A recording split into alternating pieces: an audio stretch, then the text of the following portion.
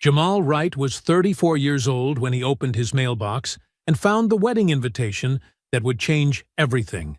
For 18 months, he'd lived quietly as a fifth-grade teacher in Philadelphia, driving his old Honda, shopping at thrift stores, letting his ex-fiancée Brittany believe she'd escaped a life of mediocrity when she left him for a wealthy surgeon. The invitation was ornate, expensive, but it was the handwritten note that made his hands shake. "Jamal, I wanted you to see what my life has become.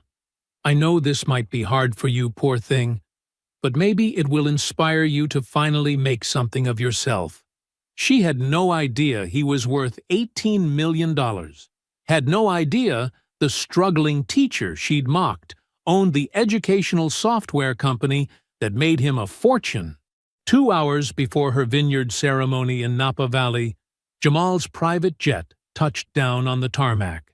As his Rolls-Royce pulled up to the estate entrance and he stepped out in a custom Tom Ford tuxedo, Brittany's face went white. What happened next would destroy her perfect narrative, expose her calculated betrayal, and prove that the biggest mistake of her life was inviting the man she'd underestimated.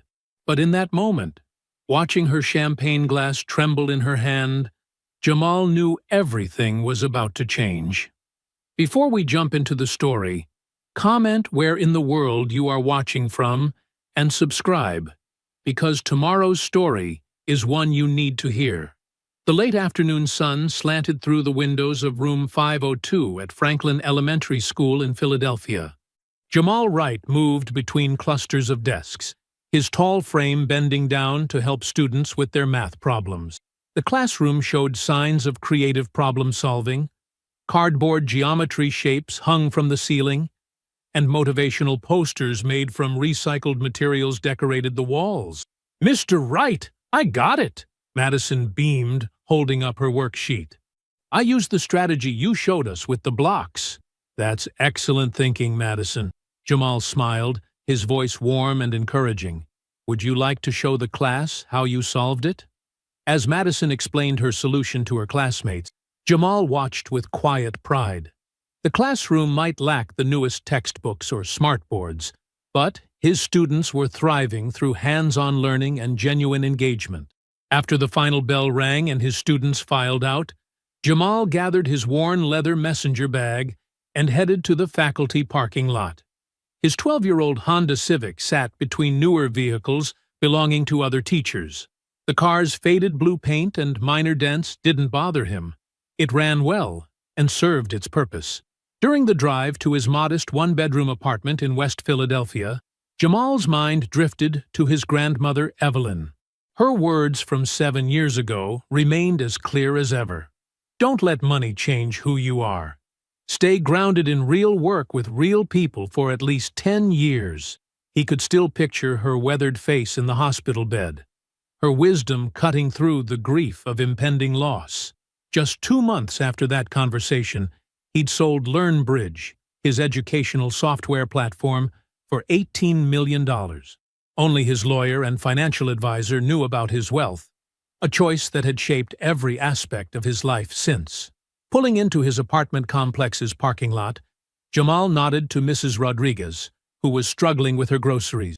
He grabbed her bags despite her protests, carrying them up 3 flights of stairs to her unit. "You're too kind, Mr. Wright," she said, "always helping everyone."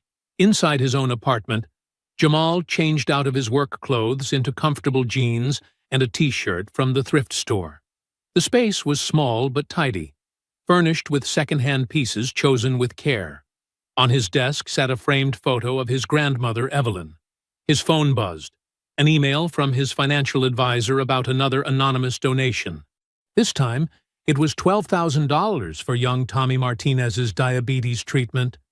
The boy's family had been struggling since his diagnosis, and Jamal had overheard his mother crying in the school office about medical bills. Settling onto his worn couch, Jamal allowed himself a moment of reflection about Brittany Lawson. Their breakup 18 months ago had hurt, not because he still wanted her, but because of what it revealed about her character. "A man without drive," she'd called him, her voice dripping with disappointment. I need someone who can give me the life I deserve. 2 months later, she was dating Dr. Trevor Montgomery, posting photos from exotic vacations and charity galas. Sometimes, usually late at night, Jamal questioned whether hiding his wealth had been the right choice. Was it truly about honoring his grandmother's wishes, or was it about protecting himself from people like Brittany? Maybe both were true. The thought followed him downstairs to check his mailbox. Bills, flyers, and then something different. An ornate cream-colored envelope with gold lettering caught his eye. Inside was an elaborate wedding invitation, but what made his stomach tighten was the handwritten note that fell out. Jamal, I wanted you to see what my life has become. Trevor gives me everything I deserve. I know this might be hard for you, poor thing, but I'd love for you to come celebrate with us. It might inspire you to finally make something of yourself. Bring a date if you can find someone willing. B. The paper was thick, expensive. Her handwriting was as precise and calculated as ever. Jamal stood there in the lobby, the invitation heavy in his hands, letting the familiar feelings of disappointment and frustration wash over him. Not because her words hurt, they didn't anymore, but because she remained exactly who she'd always been, someone who measured life's worth in dollar signs and status symbols. He tucked the invitation back into its envelope, thinking about how tomorrow he'd help his students build solar system models from recycled materials, how he'd probably give Marcus another granola bar because he often came to school hungry, how he'd continue living exactly as his grandmother had taught him, with purpose, integrity, and genuine care for others. The wealth sitting in his accounts didn't define him. The lives he touched in his classroom and community did. That was something Brittany had never understood, and probably never would. That evening, Jamal sat at his small kitchen table, the wedding invitation spread before him under the warm light of his pendant lamp. He read Brittany's note again, each condescending word stirring a mixture of hurt and anger that he hadn't felt since their breakup. Poor thing, he muttered, shaking his head. The casual cruelty of her words felt like a slap. Even after 18 months, she still saw him as someone to be pitied. Or worse, someone to be used as an object lesson in her narrative of trading up in life. Opening his laptop, Jamal began researching Dr. Trevor Montgomery. The surgeon's Instagram feed was a carefully curated display of wealth. Designer watches, luxury cars, vacation photos in exotic locations. Professional photos showed him in an upscale medical office, wearing expensive suits, always perfectly posed. But as Jamal dug deeper, cracks in the facade began to appear. A local business news article mentioned Trevor's practice was facing financial restructuring. Court records revealed 3 pending malpractice lawsuits. The luxury cars in his photos? All leased, according to records Jamal found. The beautiful house Trevor posed in front of? Mortgaged to the hilt, with 2 refinances in the past year. Everything's leveraged, Jamal whispered, piecing it together. It's all for show. The discovery should have made him feel better, but instead, it just deepened his unease. Brittany had left him for another illusion, another carefully constructed image of success. But something about the timing nagged at him. Getting up from the table, Jamal went to his bedroom closet. On the top shelf, behind some old textbooks, sat a box of photos and mementos from his relationship with Brittany. He hadn't looked at them since the breakup, but tonight felt different. As he sorted through the photos, a small leather-bound book fell from between some folders. He recognized it immediately. Brittany's journal. She must have left it behind when she moved out. Jamal had always respected her privacy during their relationship, never reading her personal writings. But now, with her cruel note lying on his kitchen table, he opened the journal. The entries started from their final year together.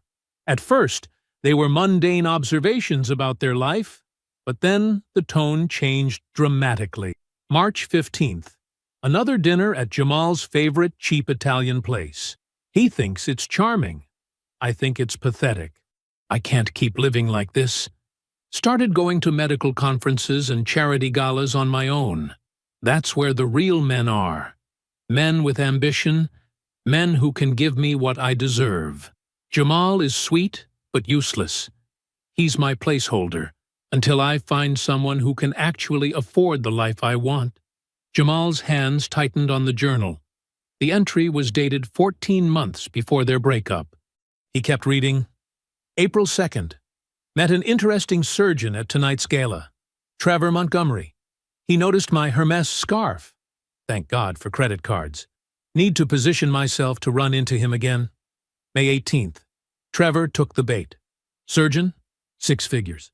Everything I need. His practice seems successful, and he knows all the right people.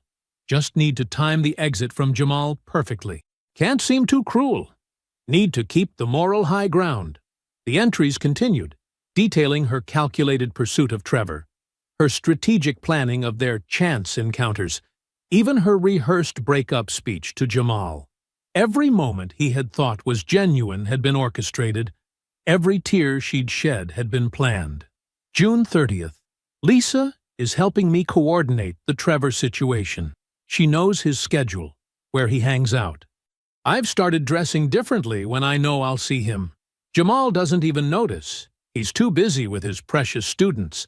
His dedication to teaching would be admirable if it wasn't so limiting. I deserve more than a life of discount stores and budgeting. The hurt Jamal had felt earlier transformed into something colder, clearer. This wasn't just about Brittany leaving him for someone wealthier.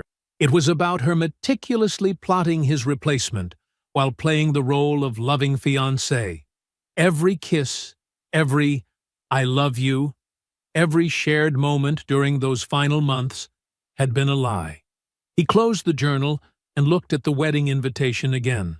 Her condescending note now read differently, not just cruel, but deeply ironic. She had orchestrated this entire situation, from their breakup to this invitation, believing she was the one in control of the narrative. Jamal reached for his phone and scrolled to a contact he hadn't called in months. Andre Patterson, his college roommate who was now a successful entertainment attorney in L.A.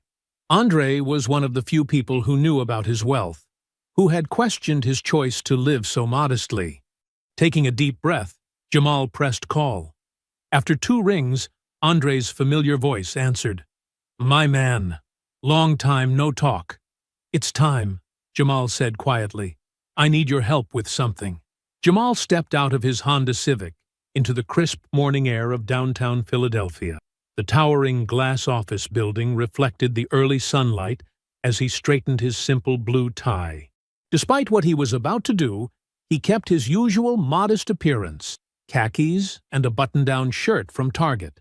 Inside the sleek conference room, his financial advisor Sarah Chen and attorney Michael Brooks were already waiting. Sarah had managed his millions since the LearnBridge sale, while Michael had handled the original software company acquisition. "It's time," Jamal said, settling into a leather chair. "The 10 years are almost up anyway. Let's make some moves." Sarah raised an eyebrow. "Are you sure? We've worked hard to keep your wealth private all these years. I'm sure." Jamal placed Brittany's wedding invitation on the glass table. "I need to start living authentically." Michael adjusted his glasses, reviewing the invitation. "What exactly did you have in mind?" "I want to make strategic moves that will make my wealth more visible, but tastefully. Nothing flashy or desperate." Jamal leaned forward. "I've honored my grandmother's wish to stay grounded. Now I need to honor myself." For the next hour, they mapped out a plan. Sarah would begin shifting some investments into more visible ventures. Michael would handle the paperwork for a private jet rental and coordinate with the Vineyard Estate in Napa Valley. During a coffee break, Jamal stepped out to call Andre. His old college roommate picked up on the first ring. "Jamal, what's up, man? Haven't heard from you in a minute." "Andre, I need your help with something. Remember that software company I sold? The one that made you rich while you've been playing humble teacher?" "Yeah. What about it?" Jamal explained about Brittany's wedding invitation and his plan. Andre's entertainment industry connections could help understand exactly what narrative was circulating. "Oh, man," Andre said, his voice turning serious. "Actually, I heard something about this through mutual friends. You're not gonna like it. Tell me." "Brittany's been spreading this story everywhere. Says you fell apart after she left. That you've been desperately texting her, begging her to come back. She's telling everyone she invited you to the wedding out of pity, to help you find closure." Andre paused. "She's positioned herself as this benevolent ex who's trying to help her struggling former fiancé move on." Jamal's jaw tightened. "And people believe this? It's spread through your entire social circle, man. She's got everyone thinking you're this sad, broken guy she had to leave behind for her own good." "Perfect," Jamal said quietly. "That makes this even better." Back in the conference room, Jamal finalized the arrangements. He would RSVP yes with a +1. The private jet would land 2 hours before the ceremony. A Rolls-Royce would pick them up from the airport. "Book the presidential suite at the Vineyard Estate," he told Sarah. "I heard through Andre that Brittany tried to get it, but couldn't afford it." "Already done," Sarah replied with a small smile. "The confirmation came through while you were on the phone." Jamal pulled out his phone and called Kendra James. They'd been friends for years, long before she launched her successful fashion design business. She answered with her usual warm enthusiasm. "Jamal! How's my favorite teacher? How'd you like to help me crash a wedding?" "Well, not crash exactly. I was invited. But I need someone who understands both style and strategy." Kendra listened as he explained the situation. Her delighted laughter filled the line. "Oh, this is going to be good. Count me in.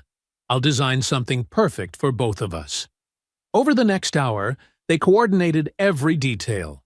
The jet would land at precisely the right time. The Rolls-Royce would make its entrance when guests were gathering for pre-ceremony cocktails. Everything would be elegant, tasteful, and impossible to ignore. 1 week before the wedding, Jamal sat in his modest apartment, looking at the final confirmation email for the private jet service. The schedule was set. Wheels up from Philadelphia at 8 a.m., landing in Napa Valley at exactly the right moment. He picked up the framed photo of his grandmother that sat on his desk. Her warm smile had always given him strength. "I kept my promise, Grandma," he said softly, touching the glass. "Now I get to be fully myself." The autumn sun cast golden rays across the Napa Valley Vineyard's manicured grounds. Crystal glasses clinked as servers weaved through clusters of well-dressed guests, offering champagne and hors d'oeuvres during the pre-ceremony cocktail hour. The air carried the sweet scent of roses mixed with the earthy aroma of aged wine barrels. Brittany Lawson, radiant in her pre-wedding white cocktail dress, held court near the stone fountain. Her diamond engagement ring caught the light with every animated gesture as she chatted with a group of admirers. "Everything is just perfect," she gushed, taking another sip of champagne. "Trevor and I wanted an intimate celebration, with just our closest 300 friends." She laughed musically, touching the arm of an older woman in Chanel. "Oh!" Brittany's eyes widened with practiced concern. "My poor ex is coming today. Jamal, the teacher I used to date, I hope he's doing okay. He took our breakup so hard." She lowered her voice conspiratorially. "I invited him to show there are no hard feelings. Maybe seeing all this will inspire him to finally do something with his life." The guests nodded sympathetically, completely bought into her narrative of benevolent ex-fiancé. Brittany basked in their approval, adjusting her perfectly styled hair. A murmur rippled through the crowd as several guests checked their phones. "Did you hear about the private jet that just landed?" someone whispered. "Must be one of Trevor's doctor friends." "No, I heard it was someone from Silicon Valley," another guest responded. Brittany waved away the gossip with a manicured hand. "As long as they're not late for my ceremony. Everything is timed perfectly." She turned back to describing the hand-painted Italian tiles in the vineyard's bridal suite. The sound of tires on gravel drew everyone's attention to the estate's circular drive. A gleaming black Rolls-Royce Phantom pulled up to the entrance, its polished surface reflecting the surrounding topiaries and rose gardens. The driver, in crisp black livery, opened the rear door with practiced precision. A tall, handsome man in an impeccably tailored Tom Ford tuxedo stepped out, a Rolex Daytona glinting on his wrist. He turned to offer his hand to his companion, a stunning woman in a breathtaking designer gown that seemed to float around her. Gasps rippled through the crowd as recognition dawned. "Is that Jamal?" someone whispered loudly. Brittany's champagne glass froze halfway to her lips. Her face cycled through expressions: confusion as she spotted the luxury car, disbelief as she recognized her ex-fiancé, and finally, horror as she processed his transformed appearance. Trevor appeared at her side, his bow tie slightly crooked. "Who is that?" he asked, frowning at the commotion. That's Jamal," Brittany barely whispered, her voice trembling like the champagne in her unsteady hand. Marcus, who had attended college with both Jamal and Brittany, broke away from the crowd and approached the new arrivals. "Man, is that your jet on the tarmac?" Jamal smiled warmly, his calm confidence filling the space around him. "It is. Hope we're not late." The cocktail hour's carefully orchestrated mingling dissolved as guests gravitated toward Jamal and his stunning companion. Questions flew from all directions. "What do you do now? When did this happen? Are you still teaching?" Jamal answered each question with genuine humility, his hand resting lightly on Kendra's back. "I developed some educational software years ago," he explained, "but I've kept teaching because I love it, not because I had to. My grandmother always taught me that what you do matters more than what you have." Each response landed like a quiet rebuke to Brittany's values, though he never mentioned her name. His genuine warmth drew people in, creating an orbit of attention that pulled guests away from the bride's carefully curated spotlight. "The LearnBridge platform? That was you?" a guest asked incredulously. "My kid's school uses that." "We try to keep it affordable for schools," Jamal replied modestly. "Education should be about opportunity, not profit margins." Across the courtyard, Brittany stood frozen, her champagne glass trembling visibly now. She watched as her wedding guests clustered around her poor ex, their backs turned to her. Every carefully constructed narrative she'd built, about Jamal's lack of ambition, about his supposed depression after their breakup, about her magnanimous pity invitation, crumbled in the face of his quiet success. Her perfect wedding day narrative had collapsed before the ceremony even began.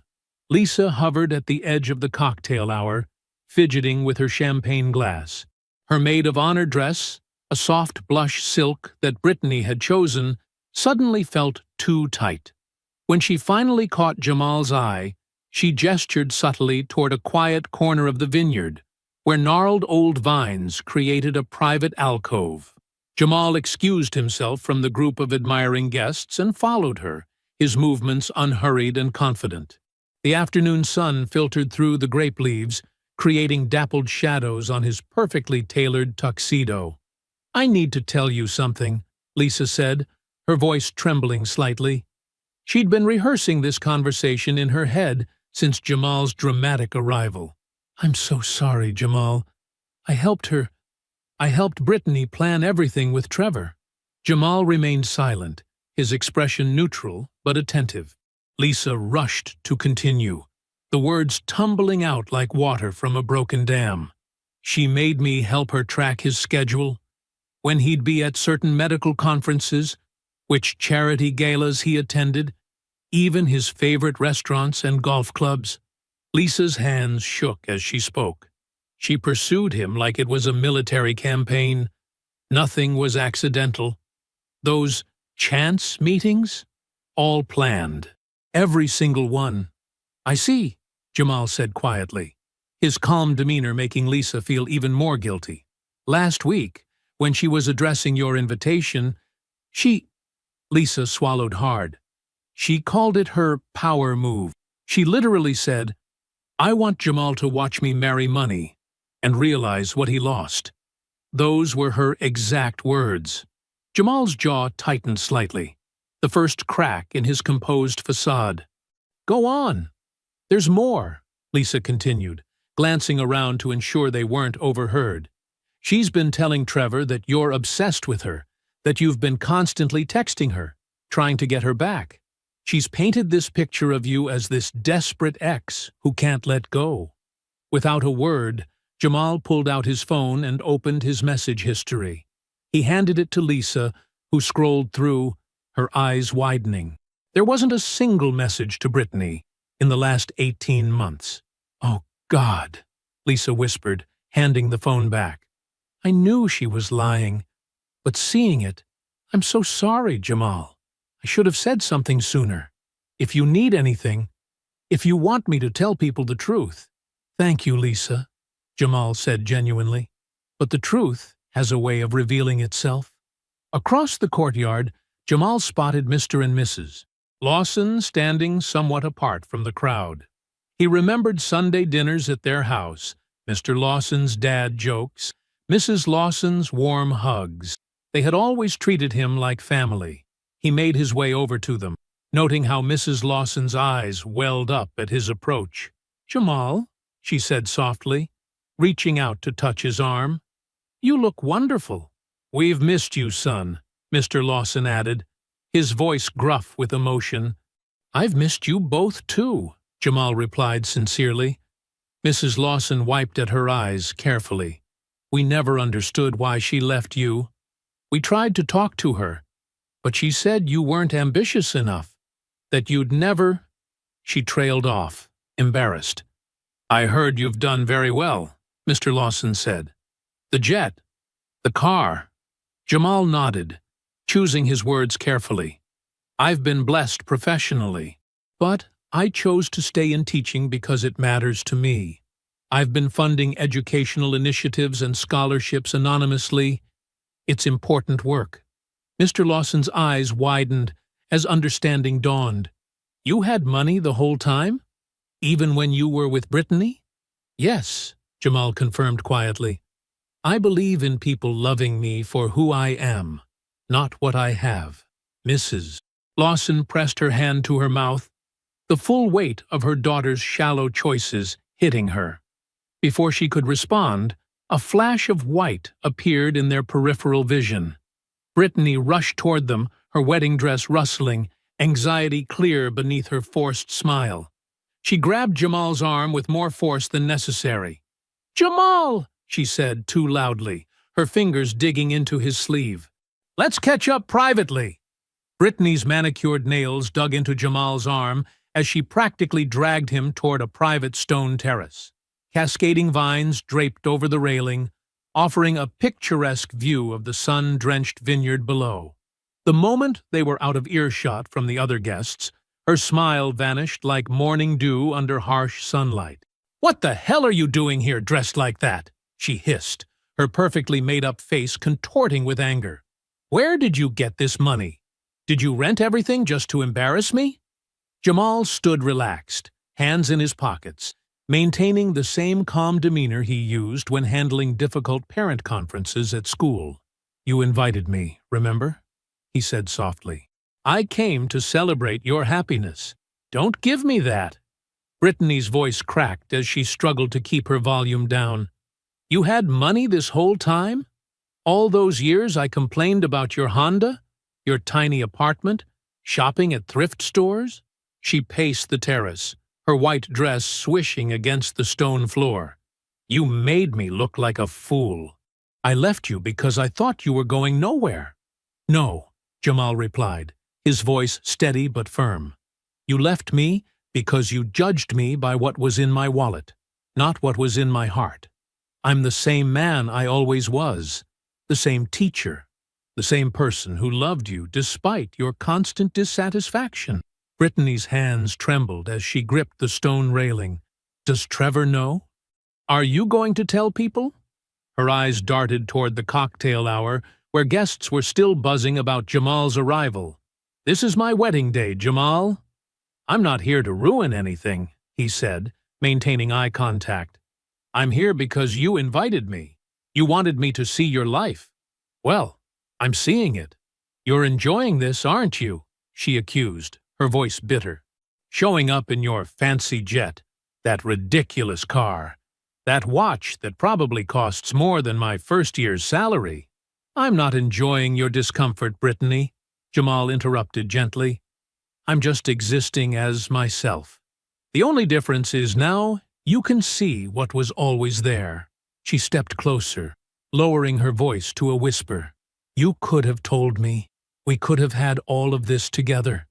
"Could we?" Jamal asked, raising an eyebrow. "Would it have been real? Or would you have just loved what I could give you?" Brittany opened her mouth to respond, then closed it. For the first time, genuine uncertainty crossed her face, as she realized she couldn't control this narrative. The story she'd carefully crafted about her poor ex had shattered, and there was no way to piece it back together. They returned to the reception separately. Brittany rejoined Trevor at the head table, plastering on her camera-ready smile. Jamal took his assigned seat for dinner, finding himself next to one of Trevor's colleagues, Dr. Peterson, who was already several glasses deep into the wedding wine. "Hell of an entrance," Dr. Peterson said, loosening his bow tie. "You know, Trevor's been talking about this wedding for months. Needed it to be perfect." He took another long sip of wine. "Of course, that was before the lawsuit." Jamal carefully cut his steak. "Lawsuit?" "Malpractice," Dr. Peterson continued, his words slightly slurred. "Bad knee replacement. Patients claiming nerve damage. Between you and me, Trevor's practice is hanging by a thread. Banks breathing down his neck. Credit cards maxed out." He leaned in conspiratorially. "All this?" He gestured at the elaborate reception. "Smoke and mirrors, my friend. The cars, the clothes, the country club membership. It's all leverage to the hilt." The surgeon topped off his wine glass, spilling a few drops on the white tablecloth. "That's why he needed someone like Brittany. Told us he found the perfect woman. Beautiful, makes good money, and doesn't ask too many questions about finances." Dr. Peterson chuckled darkly. "He needs her more than she knows." Jamal absorbed this information silently, watching Brittany and Trevor at the head table. They were both smiling, both playing their parts perfectly. Two people using each other, each thinking they were the one in control. "More wine?" Dr. Peterson offered, already reaching for the bottle. "No, thank you," Jamal replied, his mind piecing together the full picture of their relationship, a house of cards built on mutual deception. At a nearby table, Andre Patterson swirled his wine glass, his voice carrying just enough to catch the attention of surrounding guests. "You know, I've known about Jamal's success for years," he mentioned casually to the group. "But that's not what makes him remarkable." A woman in a navy cocktail dress leaned forward. "What do you mean?" "Well," Andre continued, setting down his glass, "while everyone thought he was just getting by on a teacher's salary, he was quietly changing lives. Last winter, he found out one of his students needed emergency surgery. Family couldn't afford it."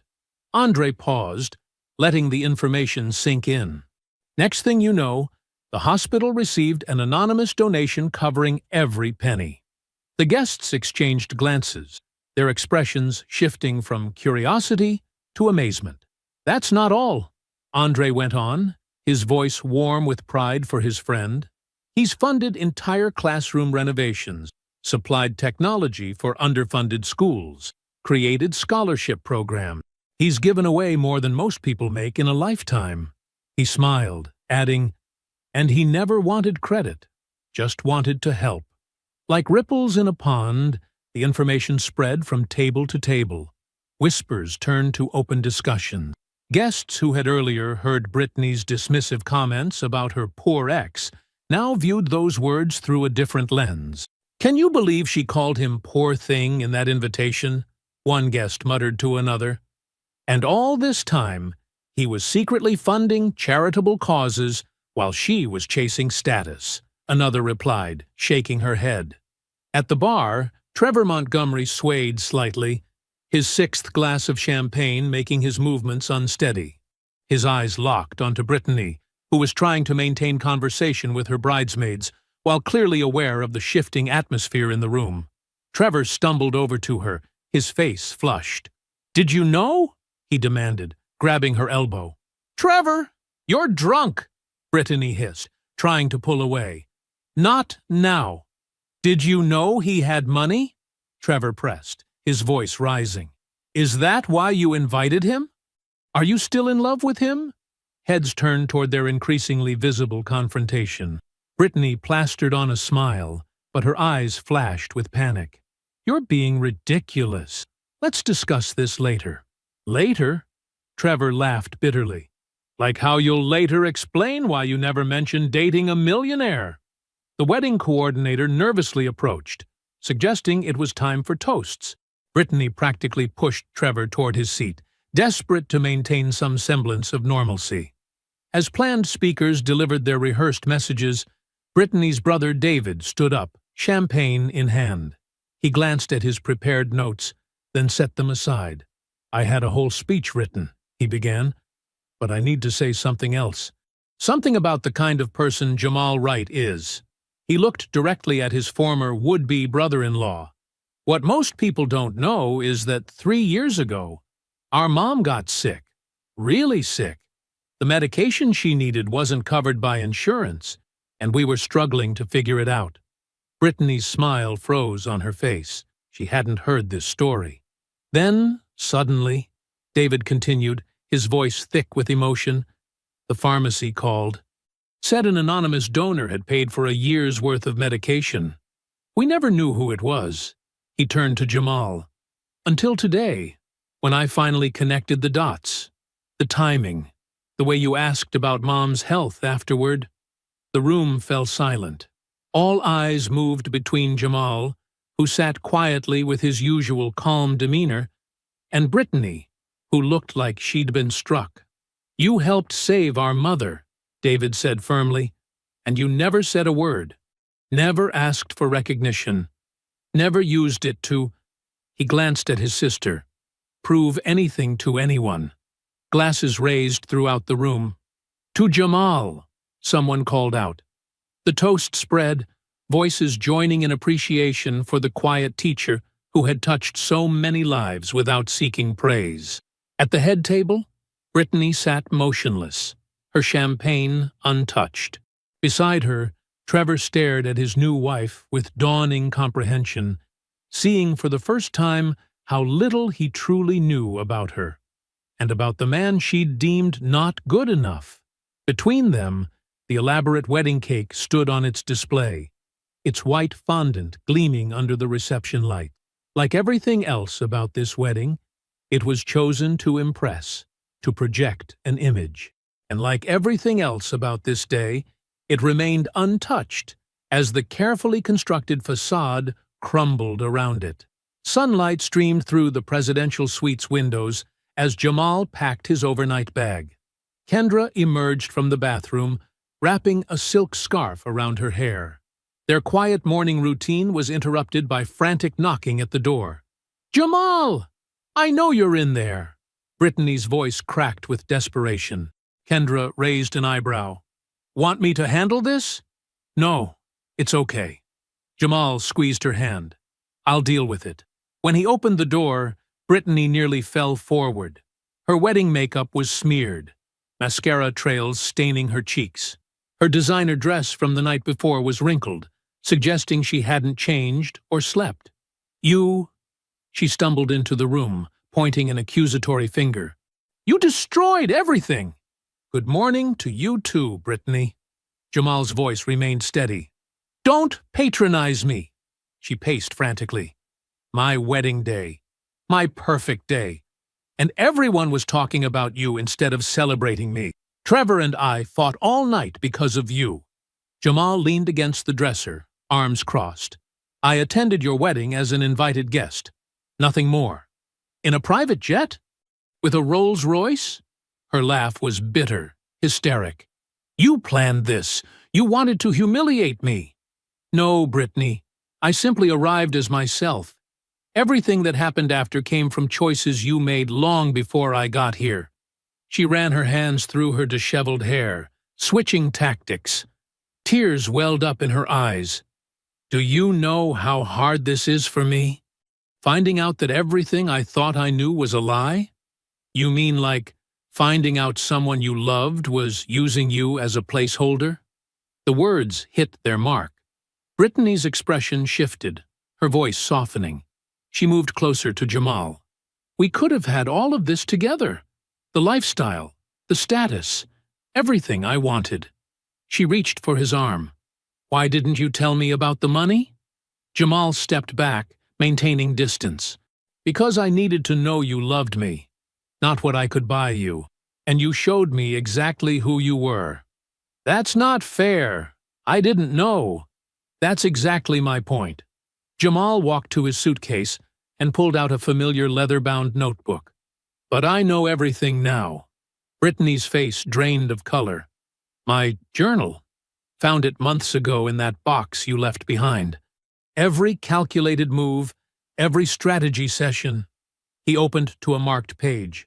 Should I read your words back to you? Don't. Jamal is sweet, but useless. He's my placeholder until I find someone who can actually afford the life I want. He closed the journal. You planned to leave me all along. You hunted Trevor like a target. Brittany sank into a nearby chair, her facade crumbling completely. Are you going to tell him? Are you going to show him the journal? Her voice quivered. Are you going to ruin my marriage? Kendra, who had been quietly observing, shook her head in disbelief at Brittany's continued self-absorption.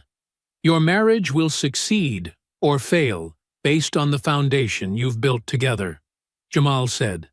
That has nothing to do with me. But I hope, for your sake, that you actually love him. Of course I love him. But her voice lacked conviction. Do you? Or do you love what you thought he could give you? Jamal placed the journal on the table between them. Because a life built on what someone has, instead of who they are, isn't a life, Brittany. It's a transaction. She stared at the journal, tears falling freely now. You don't understand. You can't understand what it's like to want more. I understand wanting more perfectly well, Jamal interrupted. I just never confused more with better, and I never sacrificed who I was to get it. The hotel room phone rang. Their car was ready. We need to head out, Kendra said softly, gathering their bags. Brittany stood unsteadily. So, that's it? You show up, blow up my life, and just leave?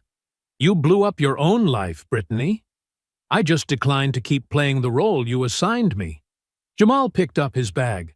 I wish you well. I really do. They walked past her to the door. Brittany grabbed the door frame for support, her knuckles white, as she watched them head toward the elevator. Her carefully constructed world had shattered, leaving her alone in a hallway with mascara-stained cheeks and the weight of her choices pressing down on her shoulders. 2 weeks after the wedding, Jamal sat at his desk grading papers when his phone buzzed. A message from Lisa appeared. You need to see this. He opened the email, his red pen hovering over a student's math worksheet. Everything's falling apart here, Lisa's message began. Trevor found Brittany's journal yesterday. She left it behind in her panic after talking to you. He read everything. All her plans, her calculated pursuit of him, how she researched his schedule and orchestrated their accidental meetings. He's devastated, Jamal.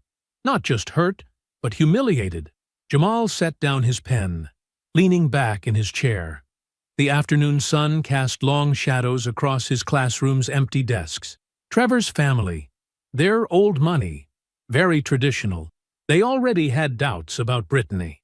Now that they know she basically hunted him like a target, they've pulled their financial support from his practice. They're calling her a social climber and saying she trapped their son. The message continued.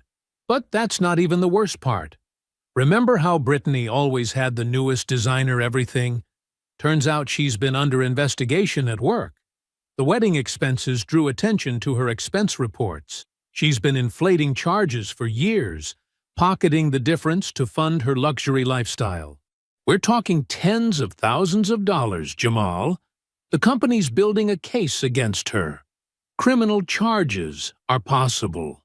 Jamal rubbed his temples, remembering all the times Brittany had bragged about her expense account, her casual mentions of business dinners at five-star restaurants. The social fallout is brutal, Lisa wrote. Half the wedding guests have quietly unfriended her on social media. No one's returning her calls. Everyone's talking about how she tried to humiliate her poor ex, who turned out to be this secret millionaire who funds scholarships and helps families in need. The contrast is, well, it's not good for her. His phone buzzed again. Another paragraph appeared. Her parents are taking it especially hard. Your conversation with them at the wedding really hit home. Mrs. Lawson called me crying yesterday.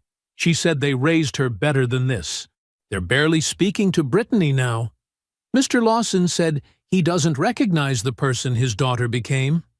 Jamal stood, walking to his classroom window. Outside, kids played basketball during recess, their laughter floating up to the third floor. She built a house of cards, Lisa's message concluded. And you just stood there being yourself. The wind did the rest. I feel guilty sometimes, being part of her schemes, but watching you handle everything with such grace, it taught me something about dignity. Thank you for that. He stared at his phone for a long moment before opening his messaging app. He typed a final message to Brittany. I hope you find what you're looking for, but I hope more that someday you figure out what that should be. His thumb hovered over the send button before pressing it. Then he blocked her number, deleting their message history. That evening, Andre visited his apartment, bringing takeout from their favorite Thai place. They sat on Jamal's balcony, the city lights twinkling below. You're quiet tonight, Andre observed, reaching for the pad thai. Just thinking. Jamal pushed his food around his plate. Was I wrong to hide the money all those years? Was it really about honoring Grandma Evelyn's wish? Or was I just protecting myself? Andre set down his fork. Why does it have to be one or the other? What do you mean? Look, your grandmother wanted you to stay grounded, to know your worth beyond your bank account. That's real. But after watching your parents' friends change when the money came, after seeing how it affected their relationships, maybe protecting yourself wasn't such a bad instinct. Jamal considered this, remembering how his parents' social circle had transformed after his father's business success, how quickly genuine connections had turned transactional. Both things can be true, Andre continued. You honored your grandmother's wisdom and protected yourself from people who would have valued your wallet more than your character. The question is, what now? Now? Jamal looked out over the city. Yeah, now. The 10 years are almost up. You're not the same person you were at 24. Maybe it's time to think about building relationships on complete honesty from the start. The truth of Andre's words settled over them as they sat in comfortable silence, the city humming below, the future unfolding with new possibilities. 6 months later, a crisp autumn breeze rustled through the colorful leaves as Jamal pulled into the school parking lot in his new Tesla Model 3. The car was a careful choice, environmentally conscious and practical, yet not flashy enough to draw attention. It represented the balance he'd finally found between his wealth and his values. Mrs. Rodriguez, the school secretary, waved as he walked in. Mr. Wright, the new computers for the STEM lab arrived this morning. Perfect timing, Jamal smiled. The kids will be excited to start their coding project. The hallways looked different now. Gone were the worn-out posters and outdated equipment. Through his newly established Evelyn Wright Foundation, named after his grandmother, the school had received funding for technology upgrades, art supplies, and even a small recording studio for the music program. In his classroom, Student projects lined the walls. Not just their work, but their dreams put to paper. A board displayed college acceptance letters from his former students, many of whom had received scholarships through his foundation. He'd finally found a way to merge his two worlds without compromising either. His phone buzzed with a message from Kendra. "Don't forget dinner with the education board tonight. Wearing that blue tie I got you?" Their relationship had evolved naturally after the wedding incident. Weekly coffee meetups turned into long conversations about their shared passion for education and community building. Now, 6 months later, they were partners in every sense. She even helped design the study spaces in his new brownstone in Fairmount. The brownstone had become more than just his home. Every Tuesday and Thursday afternoon, students gathered there for mentoring sessions. The spacious kitchen island became a homework spot. The living room transformed into a discussion space where kids talked about their college dreams and career goals. Between classes, Jamal checked his email and found an invitation to speak at next month's Education Innovation Conference. The topic: Purpose-Driven Success, Building Character Before Building Wealth. He'd been sharing his story more openly now, helping others understand that true success came from aligning actions with values. During lunch, he overheard two teachers discussing Brittany. The news had traveled through Philadelphia's professional circles. She'd lost her marketing executive position after the expense fraud investigation. Now she worked at a smaller firm, earning less than half her previous salary. Her carefully curated social media presence had gone quiet. Through mutual friends, Jamal had heard about her life with Trevor. Their marriage had devolved into a cold arrangement, both too proud to admit failure, too financially entangled to separate. They lived in a smaller house now, Trevor's practice struggling after his family withdrew support. They maintained appearances at social events, but everyone saw through the facade. Jamal felt no satisfaction in her downfall. Instead, he felt a quiet gratitude for the lessons his grandmother had taught him about authentic living. After school, he found an elegant cream envelope in his mailbox. Inside was a wedding invitation from Maria Santos, his former student, Tommy's older sister. She'd been one of the first recipients of his anonymous scholarship fund 6 years ago, which had helped her attend nursing school. The invitation included a handwritten note. "Mr. Wright, you changed my life and never asked for credit. Your secret support helped me become a nurse, and now I'm marrying a wonderful pediatrician I met at the hospital.